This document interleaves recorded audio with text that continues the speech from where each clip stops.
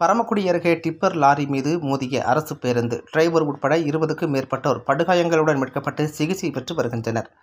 ராமநாதபுரம் மாவட்டம் பரமக்குடியிலிருந்து பார்த்திபனூர் வழியாக வீரசோழனுக்கு சென்ற நகர பேருந்து கமுதக்குடி அருகே சென்று கொண்டிருந்த பொழுது முன்னால் சென்ற டிப்பர் லாரியின் பின்புறத்தில் அதிவேகமாக மோதியது. இதில் பேருந்தின் முன்பகுதி முற்றிலும் சேதமடைந்தது. ஓட்டுநர் உட்பட 20க்கும் மேற்பட்ட பயணிகள் படுகாயமடைந்தனர். படுகாயமடைந்தவர்களை மீட்டு பரமக்குடி அரசு தலைமை மருத்துவமனைக்கு சிகிச்சைக்காக கொண்டு சென்று சிகிச்சை அளிக்கப்பட்டு வருகிறது. இந்த விபத்து குறித்து பரமக்குடி போலீசார் வழக்கு பதிவு செய்து விசாரணை மேற்கொண்டு வருகின்றனர்.